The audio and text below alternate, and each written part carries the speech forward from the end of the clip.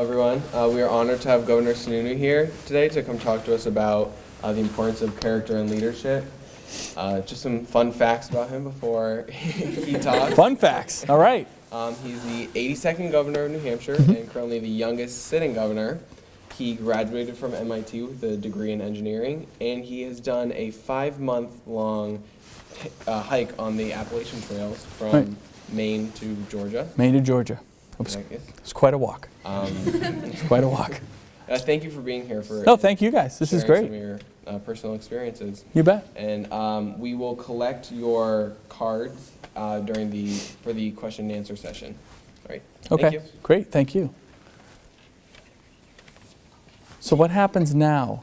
Do I go into something? Do you want me to speak? Do you want to ask me questions? Because you get me talking, I'll just talk all day, and that's not necessarily a good thing. I can talk about anything. We can talk about the Appalachian Trail for 2 hours. I could handle that, but Take it away. Yeah. You want me to take it away? Yes. Oh, great. First, I guess what I'll probably do is just cut. I don't want to talk too long because then we'll open up for questions, right? So first off, obviously, thank you for having me here. I do a lot of press conferences, and I'm not going to lie to you. Groups like yours make me probably more nervous than anything because your questions are completely unpredictable. But that's actually a very good thing. So I guess what I would open up with a little bit is just a little bit more on my background. So I'm an engineer. I was an environmental engineer. I spent 10 years cleaning up hazardous waste sites. That was my specialty, chlorinated contamination and chlorinated solvents in soil and groundwater. And I did all over the country, and that was great. I never really thought about politics at all. Around 2010, I went to work for a business consultant. And then around 2010, through a series of very unlikely events, I ended up putting an investment team together, and I bought and ran Waterville Valley Resort. Around that same time, my kids were going through school, or were going to go to school, and my wife and I were figuring out what to do. And when it comes to education, my wife was a special ed teacher in public schools for younger kids. Early childhood development was really a specialty of hers.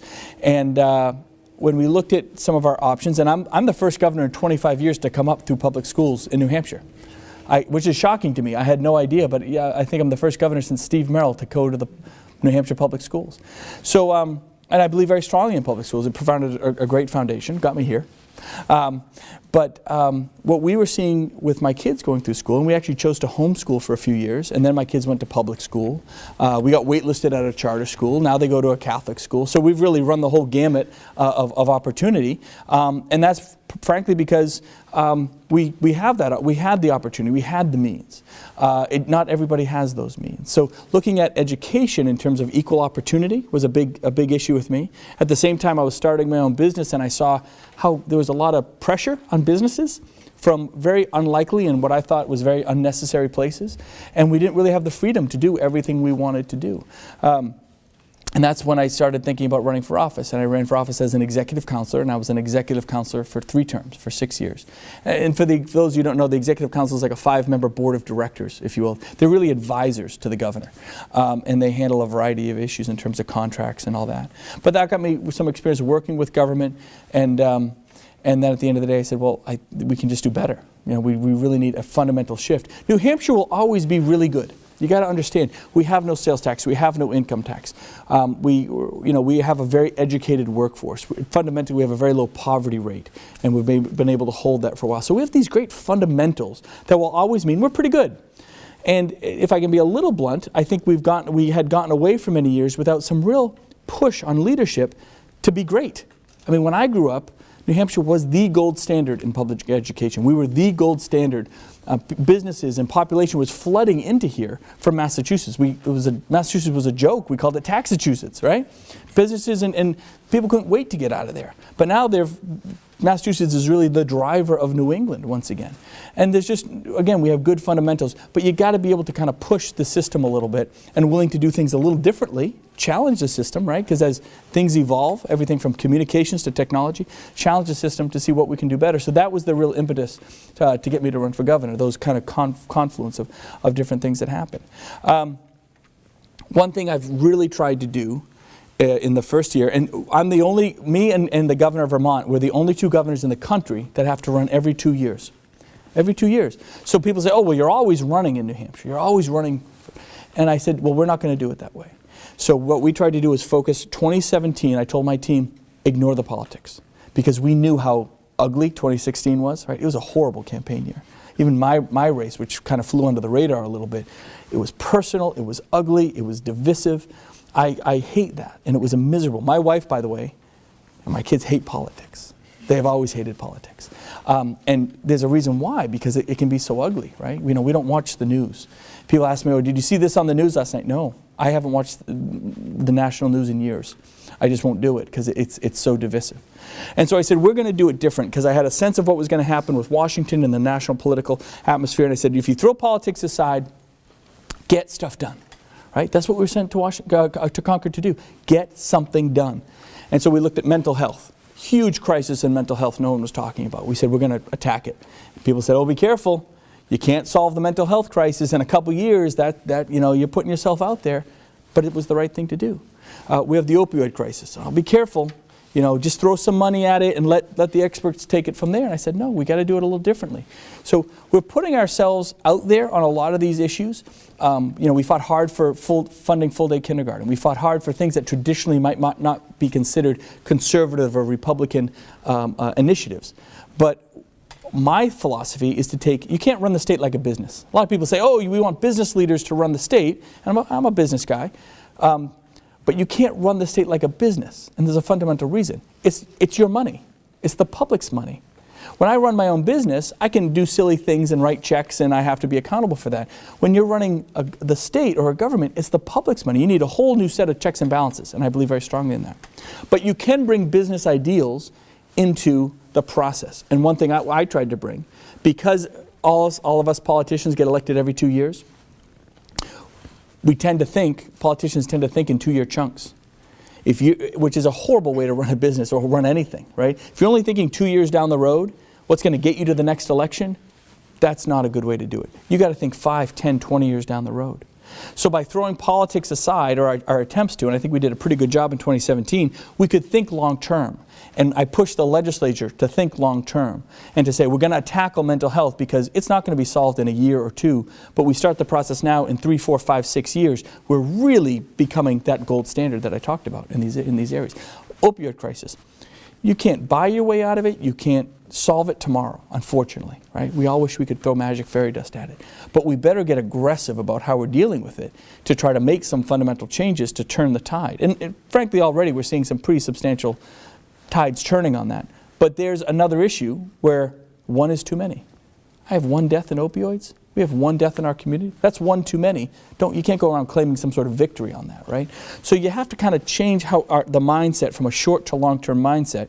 That's kind of just good business policy. Throw the politics aside. There'll be time for the campaigns and raising money and all that stuff later. But I'm a firm believer if you're successful in what you do, all that can come naturally, right? And at the end of the day, do it with a smile.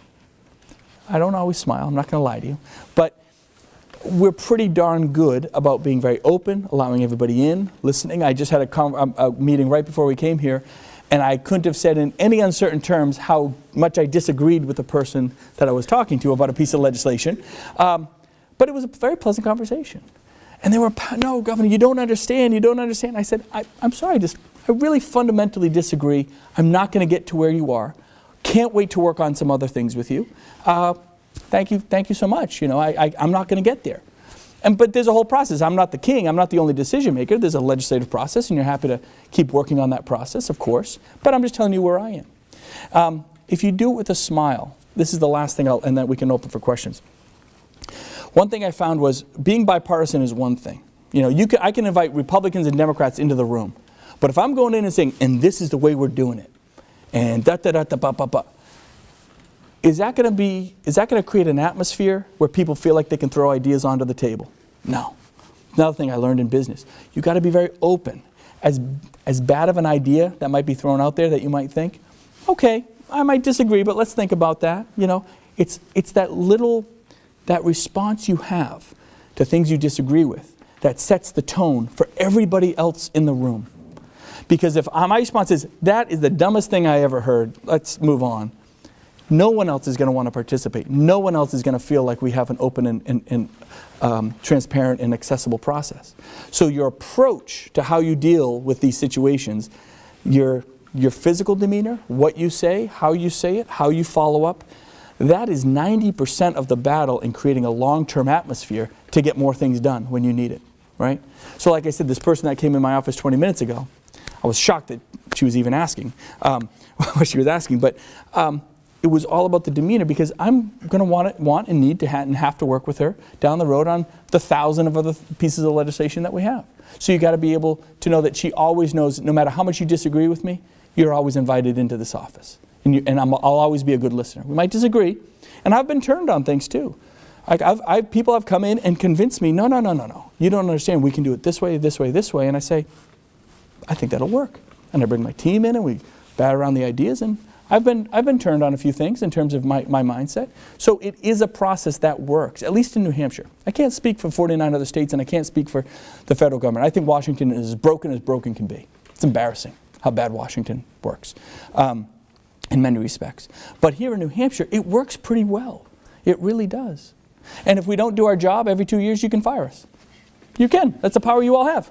I mean, and you can fire not just myself, but all 400 legislators, all 24 senators, all 5 executive counselors. Every one of us can be gone.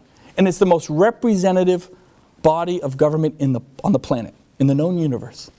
Right? 400 legislators for 1 million people. You will not find that kind of representation anywhere on earth. It's been proven. And we can all be, that's great accountability. So as an engineer, I like having a system I can design that can be flexible. So if 2 or 3 or 5 years down the road it's not working, we can change. Or also just knowing that it's tough because I'm elected now and I'm like, oh boy, I got to run every 2 years. But on the same token, that's the power that the people of New Hampshire have that you don't have anywhere else. I lived in San Francisco for 3 years. Do you think the folks in Sacramento ever really listened or cared to listen to the individual public down in LA or San Diego or even San Francisco? I mean, that place is like it's like a whole country. There's almost no citizen input there. You know, you don't know any of your representatives. There's no way you'd ever get the governor to walk into a high school. I mean, like almost ever, right? It's literally an impossibility. But here we can do it. Here you can do it. You can literally walk down the street and knock on the door, right? You don't need an appointment to walk in the State House. You don't walk through a metal detector. You can literally walk into my office, you know, and pretty much knock on my door. About that point, the state police is going to ask you what the heck you're doing. But we're really that accessible, right? You can't even get into most state houses in this country without an appointment with somebody behind those big doors. You can't get through the front door.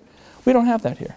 So that isn't just a quirky, unique thing. That is a true character of our process that really empowers, you know, the people and the real individuals in having a real say in what happens in their government. I've gone on way too long. I guess with that I can stop, or we can talk about whatever you want. Sure. If you guys could pass your questions on this side. I'm number 7 of 8 kids. So when I stopped talking when I was a kid, it was like months before anyone looked in my direction again. So I tend to go on a little bit. I apologize, but.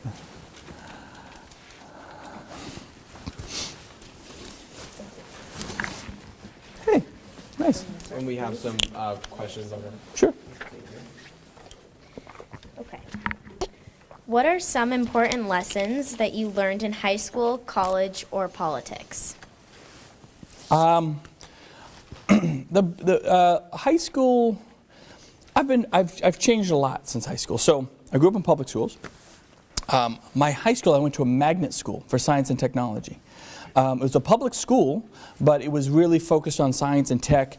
It was really hard. And I went from, you know, to be blunt, I was pretty much a straight A student, and then went to a high school that was graded on a curve and a lot of competition, but really opened up a lot of opportunity. I was always very shy as a kid. Part of that is being from a big family. I was very, very shy.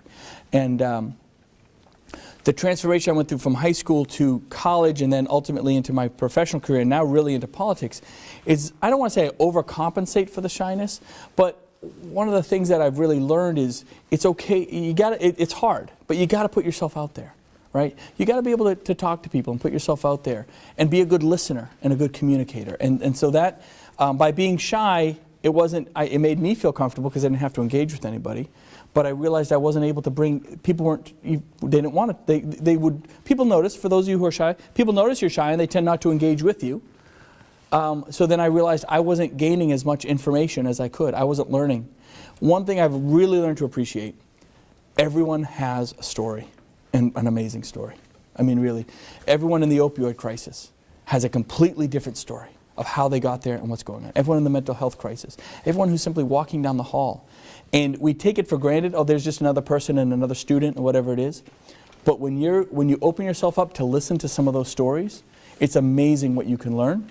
And when you understand what other people are going through, that's when real creativity starts spurring. Well, I might believe that I need to do this, but I better account for this and this and this because I realize that that woman I met today, she has this issue.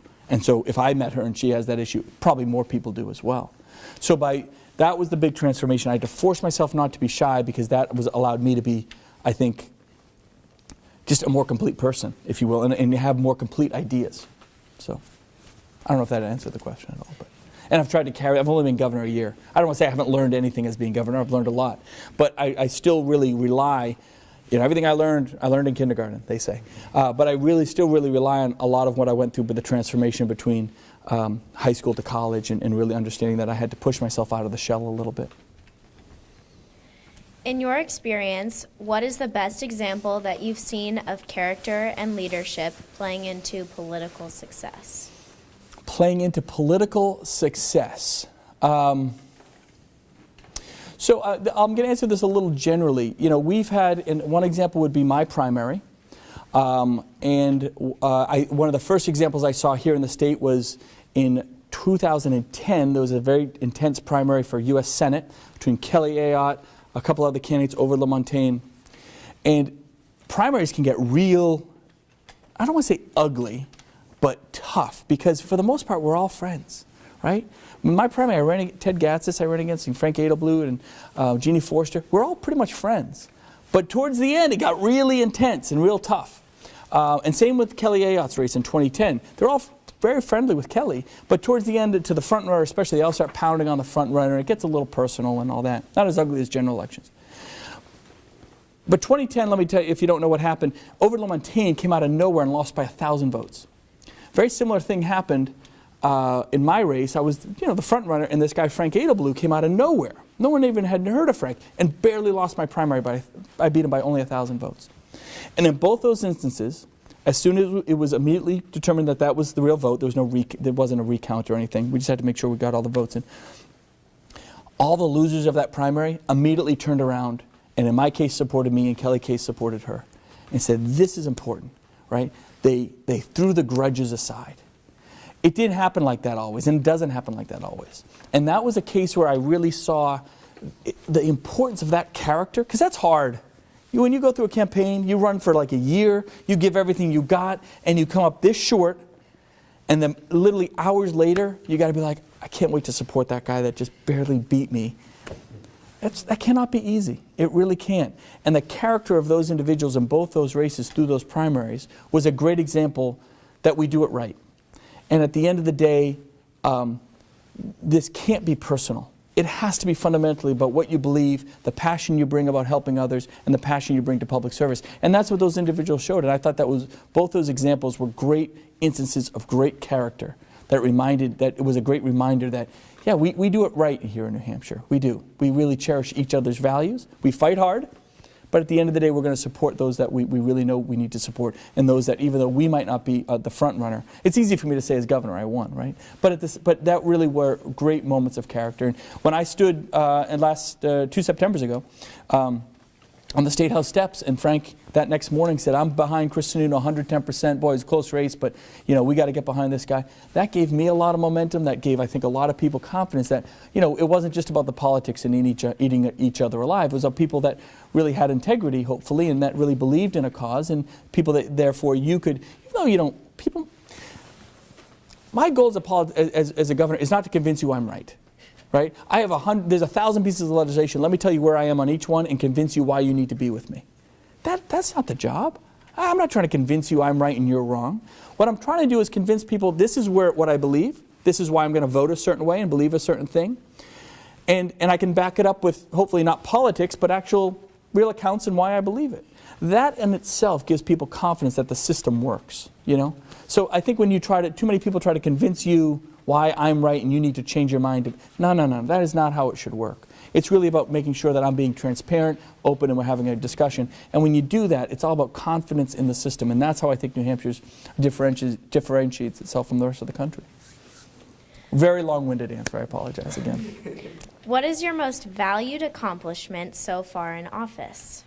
That's a great question. So here I'm going to toot my own horn a little bit. Look, 2017, we've gotten more major pieces of legislation moved in 1 year than pretty much anybody in history. I'm very proud of that, fundamentally, because we did it in a bipartisan way. We had a balanced budget, we cut taxes and constitutional carry and some good conservative things and things that, again, the fact that no governor had even proposed to fund full-day kindergarten in this state. No one had even proposed it. Even Democrats didn't propose it because they thought it could never get done. And then I came out and did it because I just believed in it. And people said, you're crazy, you're never going to get that done. It'll never happen. Even some Democrats won't support you, the Republicans will never go for it. But it wasn't about politics. It was about just talking about it, letting people understand the value of early childhood education, what we know now, equal opportunity. When you make the right arguments, it wasn't that I'm right, you're wrong, but I want to convince you why I'm so passionate about it. And people started going, we get it. We get it. Yes, you're right. We get it. And that was just a signature piece of legislation, even amongst all the others that we did, that I think really was a great example of, I was just very proud, not that I twisted arms, never twisted anyone's arms, never gave anyone a single ultimatum, just brought people in one at a time and we just talked. We just talked. Why I thought it was important. To be honest, at the end of the day, I got more Republicans to vote for it than Democrats, which I can't even fathom at this point how that happened. I think they started getting political about it, to be very blunt. They started playing politics, don't give Sununu a win. It's not about wins and losses for me. It's wins and losses for the communities, for those kids, right? And to be a little blunt, I sat back and I said, I think we really focused on the individual. And that's another fundamental thing we're really trying to do. We have a big system in government. Anyone know how much we spend every year in state government? Almost $6 billion in this tiny little state. Right? So we have a budget of almost $12 billion. That's the company I'm essentially running now, $12 billion company. To get that system in a place where we're finally doing it different and that we're focusing on the individual, I mean, how do you allocate hundreds of millions of dollars but make sure we're taking care of Fred and Mary and Tim and Johnny? That's the big challenge. And that's what we're actually doing here. Kindergarten was a great example of that because we said, look at this family and that family that we're going to create. Some of these kids already have it. Right? They're sending their kids to private kindergarten, the towns already pay for it, but some of these poorer communities don't. Because you live in that zip code and not that zip code, this kid has an opportunity that kid doesn't? No way. Government should not be here to guarantee almost anything except opportunity. That's one of my fundamental beliefs. Government should be guaranteeing that you have the same opportunity as you. And then we are in a free society and liberties take over and individual responsibility really drives making the best out of those situations. So if we can at least set up an even playing field for everyone and let everyone drive forward, I think that's one of the most important things we're able to do. And that's a fundamental change in attitude I think that we're able to bring to the table and then carry on, obviously, as we go forward in 2018 as well. How does the big system focus on individuals? How do you define a leader? Oh. Good question. Boy, there's a lot of different definitions for that lately, huh? A leader is not necessarily the guy who gets the most votes. I'll tell you that. A leader is not necessarily the guy who runs the company and has CEO after his name or PhD after their title. It's not about titles. I keep going back to the word only because I'm an engineer and I don't have a great vocabulary, to be blunt about it. I'm like George W. Bush. I tend to make up my own words sometimes when I don't know what to say. Integrity. That's the best thing you can do, is show a true face of integrity and honesty. When you do that, and you're being honest about that, and people buy into, okay, this is legitimate, right? This isn't just a phony face. That right there opens all this opportunity for individuals, and then therefore you're going to get the best out of others, and that's how you create a great team. No one person can do it. So with the integrity and honesty comes openness and transparency, and that's the only way you build the best team that you can. And that's what it's all about. I've been very successful because I've really focused on building a good team. It's one of the things I'm very, very good at. People don't realize that's my real skill, is getting the best out of people and building a good team and letting people really, and pushing them, right? I know this young woman who's going to work for me, I know she's great, and I'm going to push over 110%, so she impresses herself with how far she can go. That's one of my skills, and I think that's in a leader. That's what it's about. How do I create an atmosphere for teamwork? What sport do you think I played in high school? Football. Track. Football, track, no, baseball. I was a baseball guy. I played soccer for a while, but I moved to Virginia during part of high school, and they were really good at soccer down there. They weren't. Salem youth soccer didn't quite get me ready for Virginia soccer. So I played baseball, and then when I was in college, I went to MIT. It was really tough, and I actually stopped playing baseball to make sure my grades got stabilized. They were okay, but could have been better. And then I played rugby for a long time. And I ski. I've always skied my whole life. I've skied a lot, just because I grew up in a skiing family. But I played rugby, and I still played rugby, and I played in a men's league even after college and stuff. And I played guitar a little bit for a while, like anyone, dabbled in guitar. Probably a good way to meet girls or something, I don't know. Things like that. But yeah, I was always pretty athletic. I mean, I like to participate in sports. I know I could lose a few pounds. I get it. I'm working on it. I'm not as fit as maybe I used to be, but sports kept me active. In case you can't tell, I'm pretty type A, right? I mean, I needed a place probably to channel the energy, and when I was very shy, I had a lot of internal energy, like anxiety that manifested itself into anxiety. So by sports, I could kind of have an outlet for that. So. How would you describe your leadership style? Well, I think it's a lot of what we're talking about. I just try to be open and friendly and transparent. At the end of the day, you got to make firm decisions, though. I mean, it's one thing to be open and happy and transparent and let everyone come to the table and you have all these wonderful meetings and I can't wait to see you in a month and we'll do this again, everyone. Now, that is not good. At the end of the day, you got to make firm decisions and you got to stand by them. And you got to be able to make a decision knowing that if it's not the right answer, I'll be the first one to tell you it wasn't the right answer and we'll change course quickly, right? And that's where it comes the designing systems. I'm not so much about I make firm decisions, but what is more important than the firm decision is setting up the system. So if I or someone else has made the wrong decision, we can adapt very quickly, right? We don't set ourselves down a path that we can't get out of. So again, my style, I try to be pretty open and pretty encompassing, but of ideas. But at the end of the day, you take it all in and you make a firm decision going forward, and hopefully it's the right thing. How do you deal with having yourself challenged based simply on what you call yourself, that being a Republican? Is that a challenge? Are you kidding?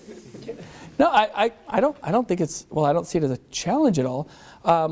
I guess I deal with it the same way as someone who calls themselves a Democrat or an independent or a Catholic or a Muslim or a Jew, right? I mean, how we identify ourselves should never be seen as a challenge because it's how I hope you believe in it, right?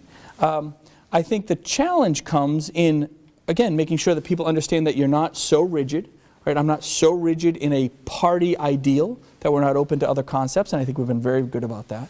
I'm not so rigid in a party ideal that I won't work with the other side, or I just feel like, well, I have to go bash the other side. This is where I'll be a little bit critical of I got to be honest. One thing I'm very frustrated with Democrats right now with is, it's very easy just to spend all your time bashing on Donald Trump. Sometimes he makes it easy, right?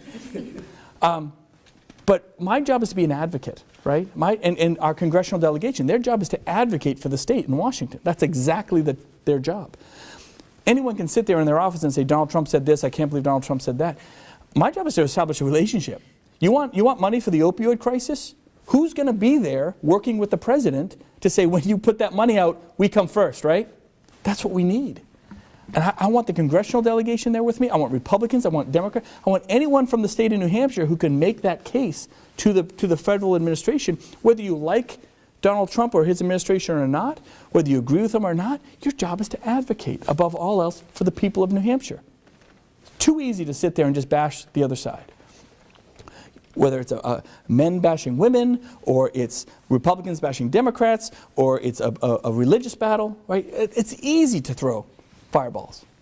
It's harder, but the right thing to do, to, again, call it like you see it. Has Donald Trump said things that I disagree with? You bet. And I call it out every time he says it. Right? He decided he wanted to drill off our pristine shoreline. I said, well, that's not a good idea. I'm not going to support that. He called New Hampshire drug-infested. No. New Hampshire's not a drug-infested den. How dare you say that? Do I maintain a very good relationship with them? Of course I do. Do you think people in my family have ever said things I've ever gotten a little upset with? You bet. You bet. Doesn't mean I'm not going to have a good relationship with them, right?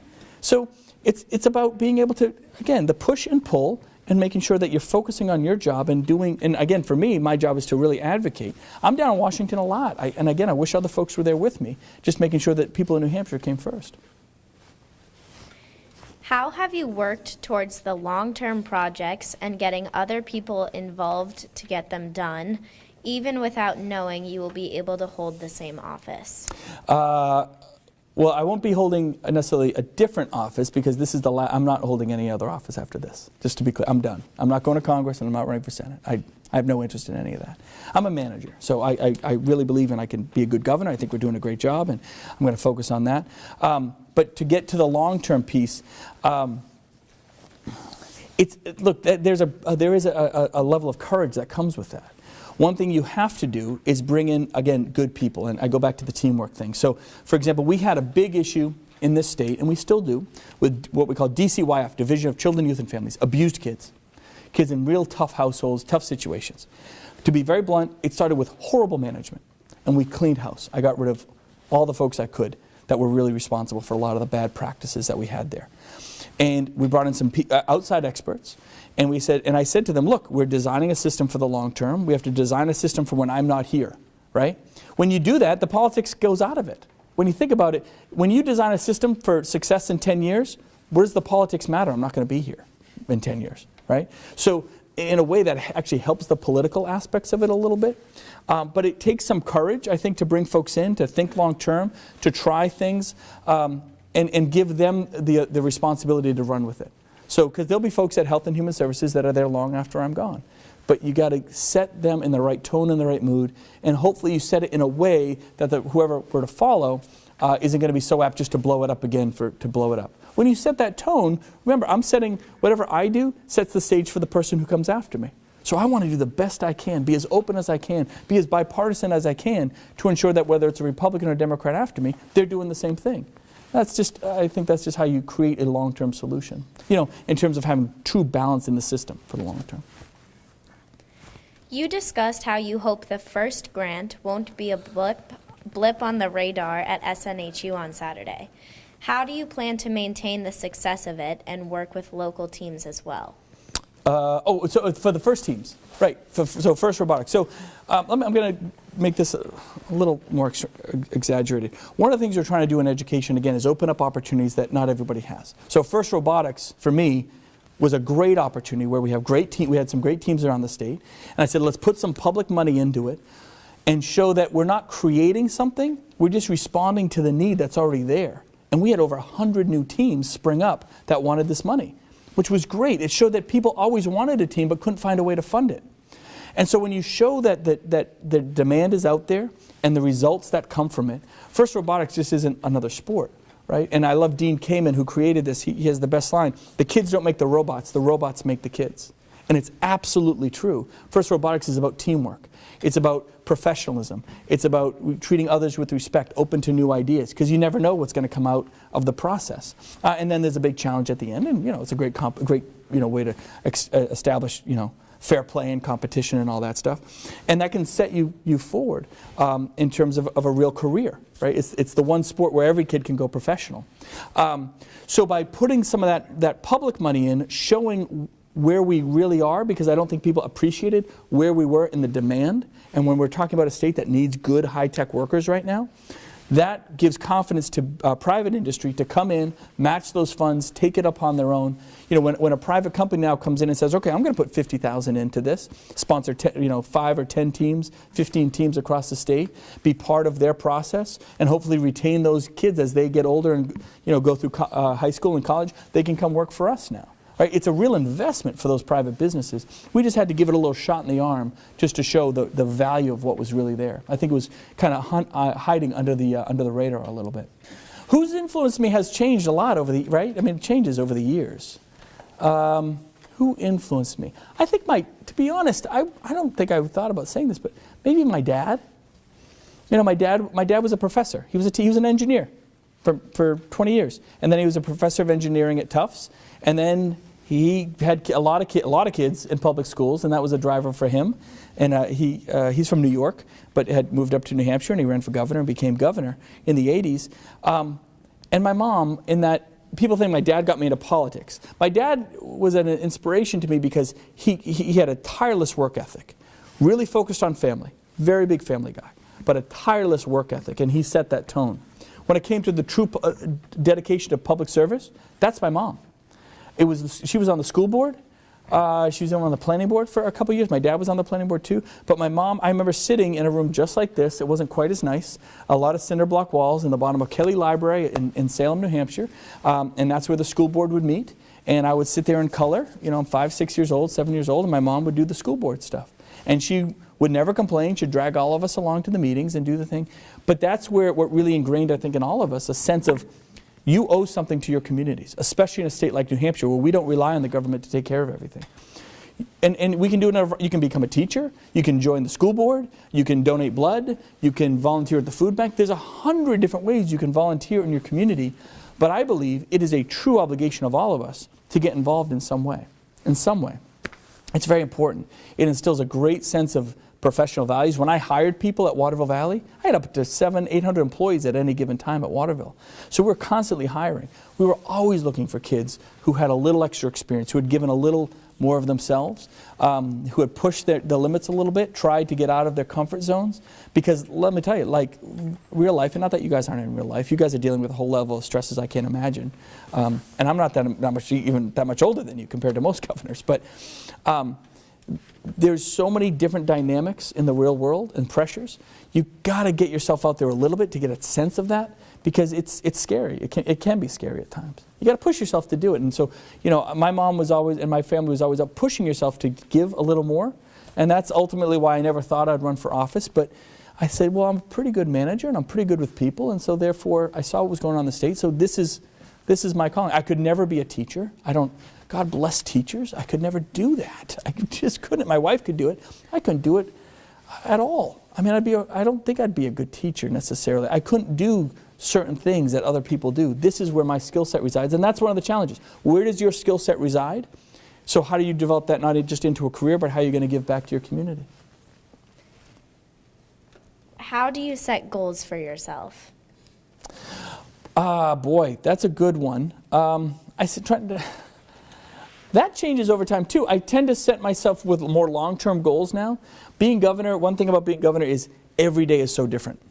And I schedule my day pretty full, but at any given moment, anything could happen, and that I have to be called into. And so I have to be very, very quick and nimble. It makes it tough to focus on short-term goals because it's hard to get stuff done.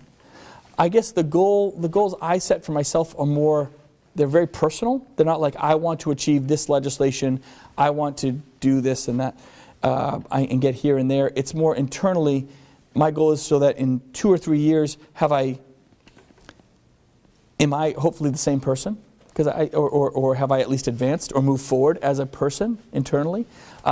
Make sure I don't get bitter and jaded. Politics has a tendency to do that to people. Am I still as focused on my family as I am today? Right? Those are more internal type goals, but they're more long-term for me right now. Previously, when I was an engineer and when I was working in Waterville, I had very short-term goals. How do I get the lift open by the Saturday before Thanksgiving? How do I make sure my snowmaking is covering 25 trails? And because my obligation and my responsibility was to not just my customers, but to my employees and my business. So your goals tend to are driven on where your responsibilities lie. What are some important leadership lessons that you have learned? I know it sounds cliche. Failure. Failure, there's nothing more important and valuable than good, hard failure. And I'm going to be honest, in business, I failed a lot. I did a lot. I think I did some really good stuff in environmental engineering, and I loved doing it. I got to a point where that wasn't going to be my lifelong career. And so I made a step, and I was a business consultant. And everything from investments to helping people with business plans and all this kind of stuff. There were a lot of projects I worked hard on that I got right to the end. And for various reasons, they would fall apart. Not always my fault or our fault. You know, you have to appreciate a lot of external things will come into play. 90% of the time, your failures are not your fault, but it's still hard to take. But you learn from every single one of them. Everybody says that, I know, but it's really true.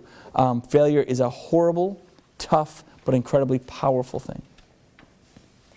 What communication skills do you find most useful in your everyday life as governor? I talk really loud, really fast, and I don't stop talking, therefore nobody asks me difficult questions. Listen, and again, this is going to sound cliche, but I'm 110%. Listen. Just be willing to listen, right? Be willing to say, okay, like when I do a speech now, it's very rare where I'm like, look, I have a 10, 15-minute speech. I'm going to talk for 12. I want 3 minutes of questions and ask whatever you want. It's about getting the stories, getting the feedback, understanding what's passionate to those people that are willing to raise their hand and ask the question. It's all really about listening because you got to keep evolving, right? We do not have all the answers. I can't build the best team. I can't find the best solution unless I'm figuring out what exactly the stakeholders or the kids in the school or the people in a business or people dealing with opioids, whatever it is, what are they going through? And so the only way to figure that out is to truly be a listener. How do you have to tailor the content of your messages and conversations to fit different people you work with, such as citizens and colleagues? My staff will tell you I don't tailor my comments enough. You do have to tailor it a little bit. Because I tend to, I can see my staff laughing back there because it's true. Before I do a press conference, everyone's like, okay, if they ask you this, what do you think of this? And I'm like, oh, I'll figure it out. If you notice, I don't write speeches. I've written 3 or 4 speeches in my whole life, and I hate reading a speech. I gave my inaugural address off the cuff. I had some notes. I had some bullet points that I wrote down, and this is a great story. Sorry. So I'm about to go in to get sworn in. This is literally a year ago, and I'm literally shaking like a leaf. My wife is there. Everyone's waiting for me. It was very emotional. I'm like, don't cry. I'm a crier. It's okay. I'm not really that big of a crier, but I like to say I am. But I was very, very nervous.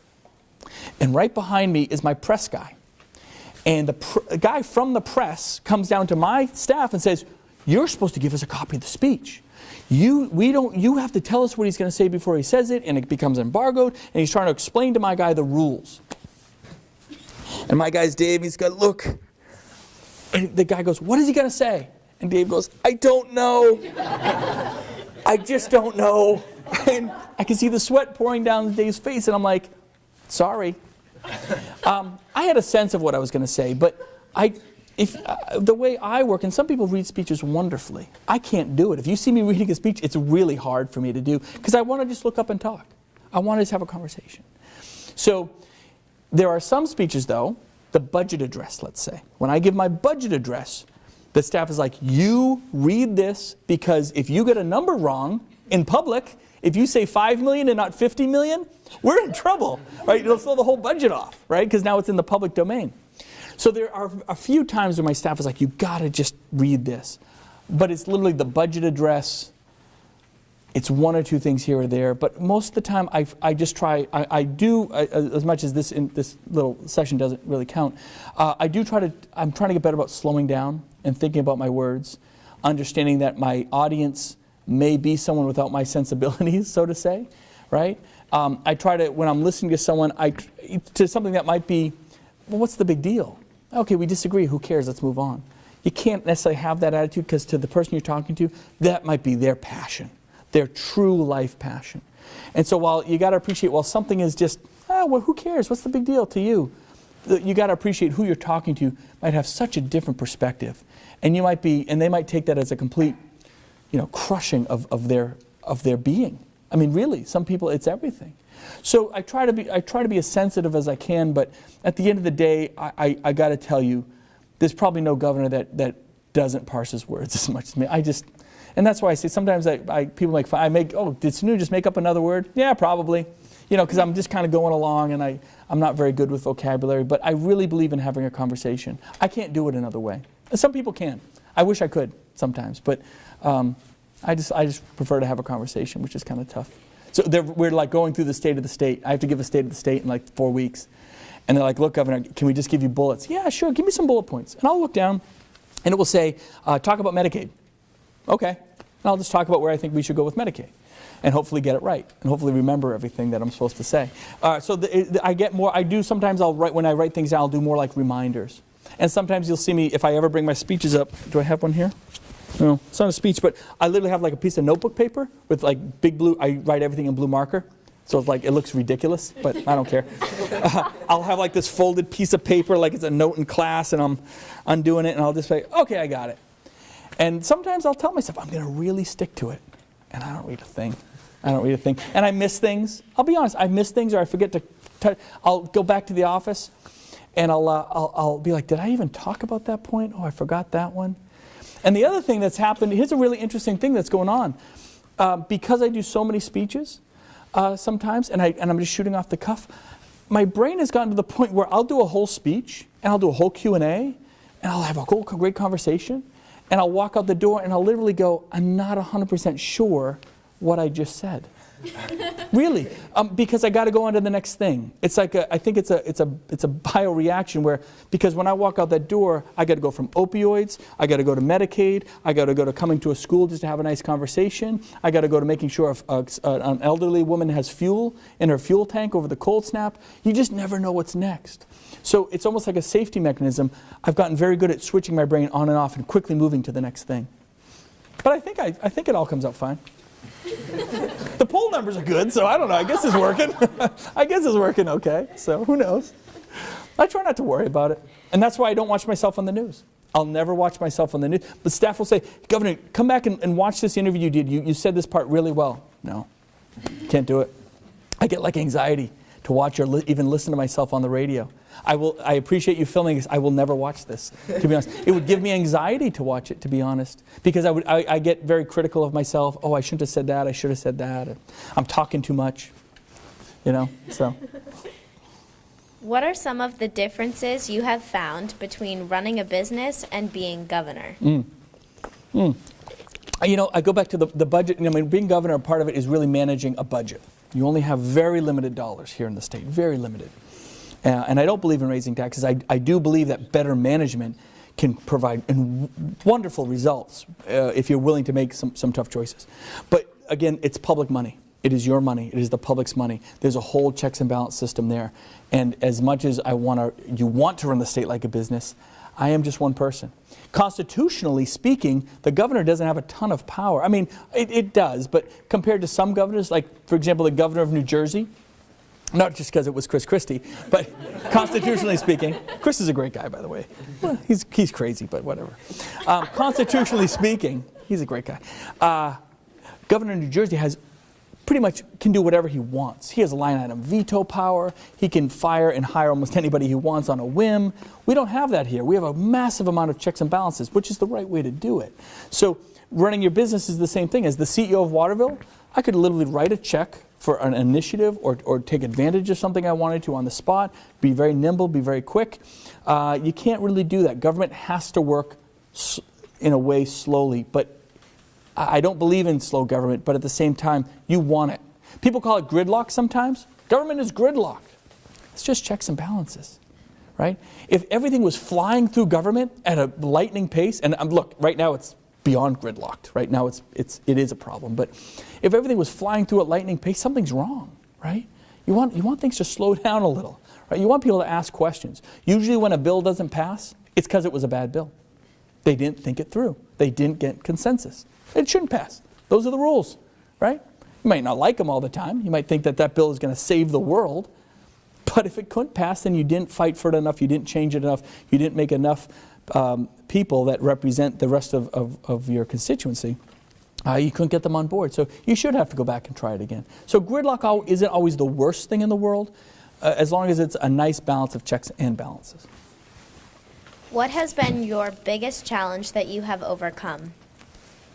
In life? In life. In life.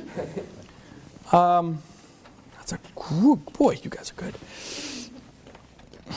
I honestly think being shy was a big challenge for me. Figuring out how I was going to get through life being so shy, and how I was going to achieve some of the things I wanted to achieve. And it's okay to be shy. Don't get me wrong, it is. But I just found a path. I was lucky enough to find a pathway for myself and kind of overcome it. And I think, to be honest, I think I've put myself in situations, whether it's intentional or not, and I'm not even saying it's a bad thing, where, look, when I grew up, my father was governor, right? So right there, you're prejudged as a kid, for whatever reason. Your dad's everyone thought I was so rich when I was a kid. At one point, when my father was governor doesn't get paid. I mean, it's a good salary. I'm not complaining, but back then, my dad, 125% of his salary went to college tuition, right?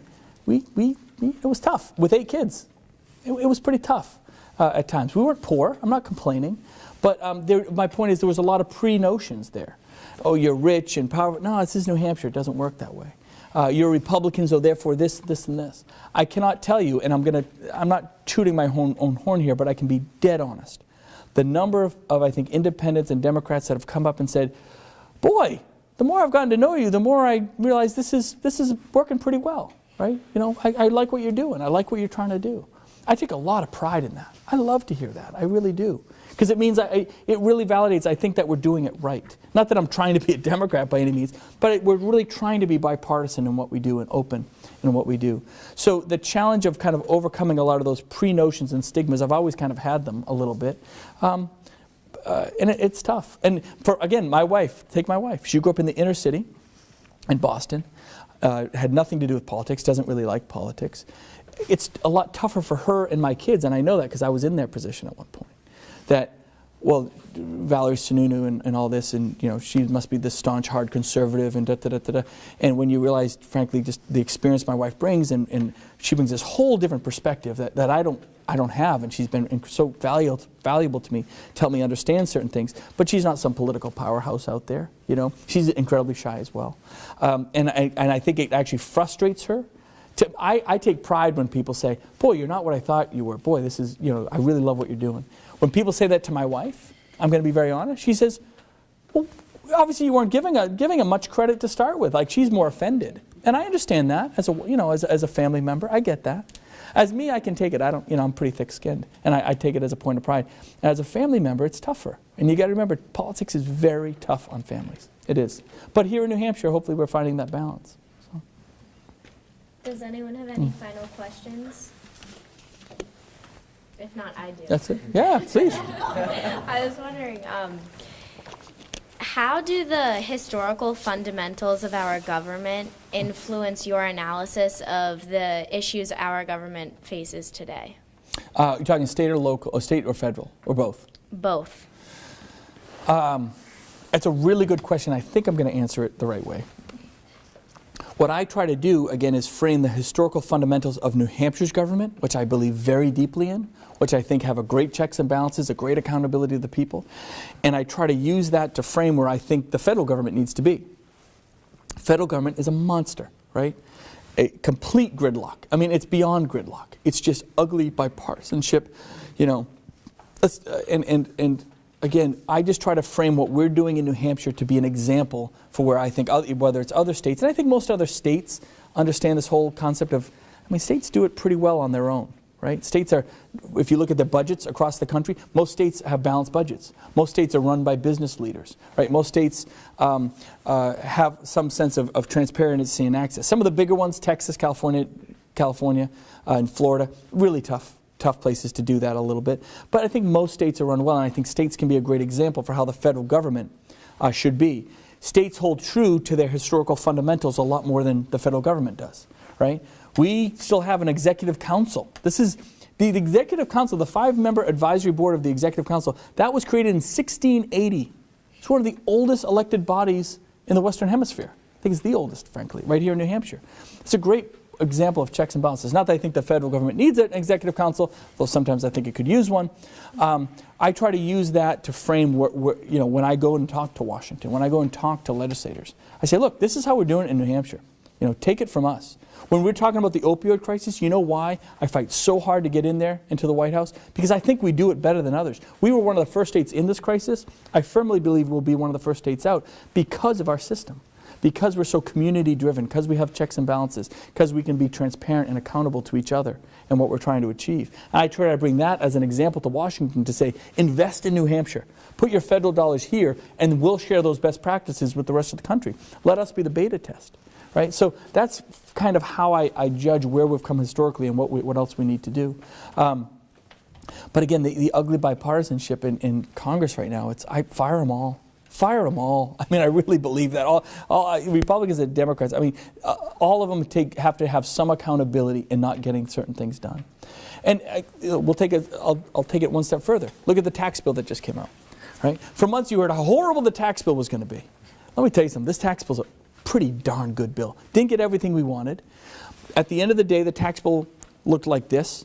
And I came out very aggressively and I said, we need to put the child tax credit in, we need adoption tax credit in, we need to make sure local taxes get accounted for, da-da-da-da-da-da. And I asked the president or in Congress for 10 more things. We got 7 of them. I'm very proud of that. I wish other folks were there fighting for those things instead of just complaining from the sidelines. At the end of the day, that tax bill, you've heard horrible things about it. I'll give you an example. Single mom of 2 kids making $30,000 a year. About $1,700 is going back into her paycheck next year. Family of 4 making $70,000 a year. About $2,100 is going back into their paycheck next year. That's real money back into those family lives. That money can really add some value. So this idea that it doesn't help lower and middle income America is crazy. Did we lower the corporate tax rate as well? You bet we did. We had the highest corporate tax rate in the world. So what does that mean? Businesses can now retain more of their dollars so they can increase wages, hire more people, and bring more money that's overseas back to America. Right? We're going to bring back just about $1 trillion. $1 trillion that companies have overseas that they won't bring back because it's taxed too high. Not making it zero, but by lowering that tax rate, $1 trillion comes back in. That all gets invested, right? That all gets reinvested in the system. And businesses right now, it's so hard to find employees. You know, they are going to invest it in their employees because that's what drives a business. You know, we have the federal minimum wage here. The lowest minimum wage in the country is here in New Hampshire. We have the highest per capita income. People say, well, you have to raise the minimum wage to help wait. No, just the opposite. So few people are on federal minimum wage or on the minimum wage. You need to put more money into businesses so they can raise their salaries because right now they're paying $20 or $25 an hour when they have to pay $30. Right? It's not an issue of getting them from $8.25 to $9.25. That's not a game changer for anybody. Right? Minimum wage is designed to be an entry-level position where you can then move up from there.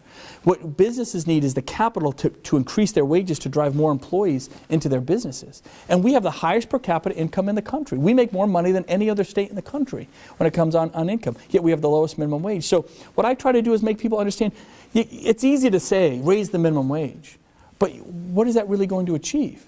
You know what, in my business it would have done? I probably would have had to let go in Waterville Valley of about 14 to 15 different people, right? Because when I pay the guy $9, I pay him $10. The guy that's at $10 now has to go to $10.75, and the guy at $10.50 has to go to $11. Everyone bumps up, so it's costing me a fortune. I was in a business where we didn't make a lot of money.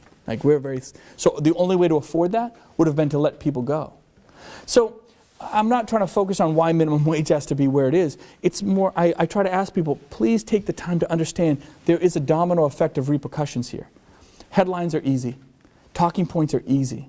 But you got to understand the fundamentals of what that then can entail. And it's our job to hopefully, if people don't understand that, then I've failed my job in making them, help them learn what the repercussions really will be. So I keep going back to the tax bill because it's just a great example of, now that we know what's in it, I think, and people are going to really see the value, right? When those corporations got all that tax bonus on day one, I mean, did you see what AT&T and Comcast and all these big companies did? They give all their employees like $1,000 bonuses before Christmas, right? They give it right to their employees. That's how the system's supposed to work. It's a great thing. So again, in doing that, I think it's all of our responsibility to understand headlines are easy, talking points are easy.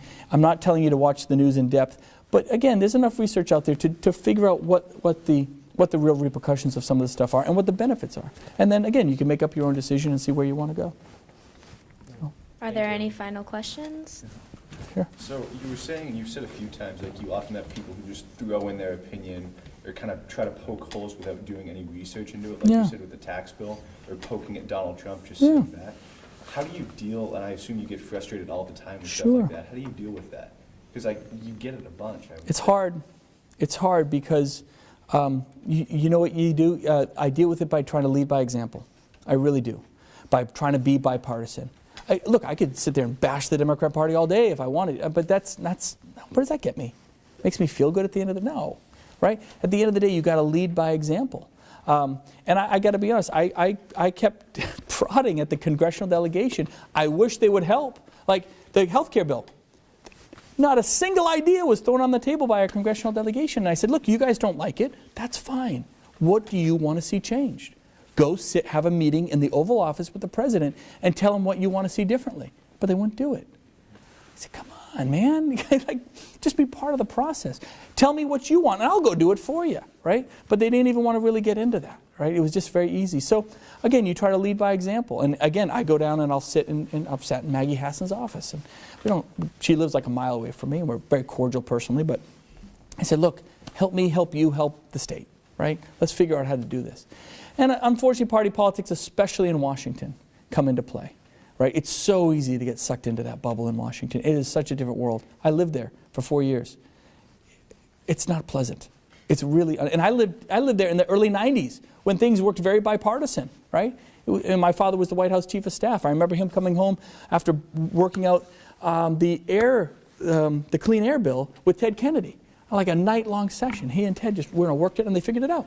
That's a great bill. To this day, we still live by it. And that was the good times. Now, they don't even talk. Democrats and Republicans will tend to not even talk to each other down there sometimes.